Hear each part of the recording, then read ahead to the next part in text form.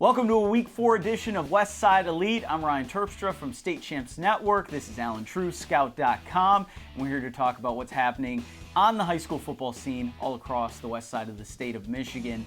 And Allen, one of our big events that we'll be covering on State Champs is going to be Muskegon. They got win number 800 against Granville last week. We thought they might. Now they faced East Grand Rapids, who debuts pretty high in the AP rankings. In fact, they're ranked number 3, Muskegon number 4 in Division 3. This will be at East Grand Rapids. I'm excited to see this game between two classic powers.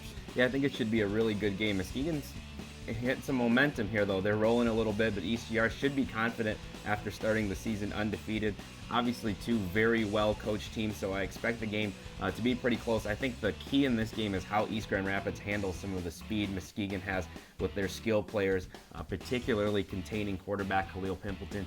So I think if that can happen, ECR can hang around in this game, but they must limit the big plays from the Big Reds. Yeah, they really need to, and I think that East got a nice taste of trying to contain a good offense when they beat Caledonia earlier this year. Now they're at home against Muskegon, and let's see if that plays a factor. Speaking of Caledonia, they play Mona Shores. Now, I was at the Mona Shores-Rockford game this last week. I'm with you. Hunter Broersma, Mona Shores, they look for real. But when they play Caledonia, points get scored. So I'm interested in seeing how these two teams match up. There's going to be a lot of skill talent on the field, so a good chance to put up a lot of points. Really been impressed. You talk about Hunter Broersma, but I think Tyler Trovinger has done a great job stepping in for Tyree Jackson this year. He spreads the ball around. They don't have just Broersma. They have Darius Robertson. They have Kobe Burst as well, so there's a ton of skill talent over there from Mona Shores.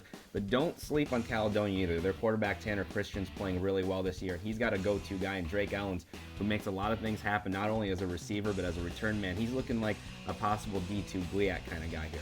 Yeah, that's going to be a good one. And even though Mona Shores had yet to give up an offensive touchdown this year, they're 3-0. Rockford's touchdown came on a return, so they haven't given it up. So that defense is very surprising. I think that streak ends against Caledonia this week. Yeah, the defense is strong. Christian Boyd, a guy we haven't mentioned, probably borderline Division I recruit at this point. He's really stout in their defensive tackle. So the Shores, even though they put up a lot of points, they can play some defense as well. It's going to be interesting to say the least. Another game that we want to look at is Comstock Park. Interesting story. They debut at number 1 in Division 4 in that latest AP poll, but they were 1-3 a year ago, Allen, and they were getting beat by teams that they now are blowing out this year. They've got Zeeland West. That's a tall task anytime you play the Ducks, but Comstock Park got to be feeling really good about themselves. It's a little bit of contrast of styles here. You're going to have Zeeland West come in with the wing tee and run that the way that they always run it under John Chilito. And then you have Comstock Park.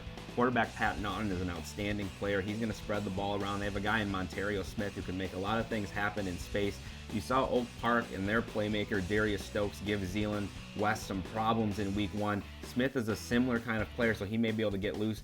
The best chance for Comstock Park to hang around in this game is for him to break a few big ones. Now, if you want to pay attention where we think the teams fall, visit statechampsnetwork.com. Our top 25 is always there on the rankings page. Now, that's the top 25 outside, regardless, I should say, of class, and we've got some differences. But the AP poll did come out, and I think that just maybe raised some eyebrows, Allen. Unity Christian, number 2 in Division 4. Zeeland East, you saw them last week, debuts at number 6 in Division 3. We've also got East Kentwood, number 6 in our poll. They check in at number 5 in Division 1. A lot of teams well thought of so far early on this season.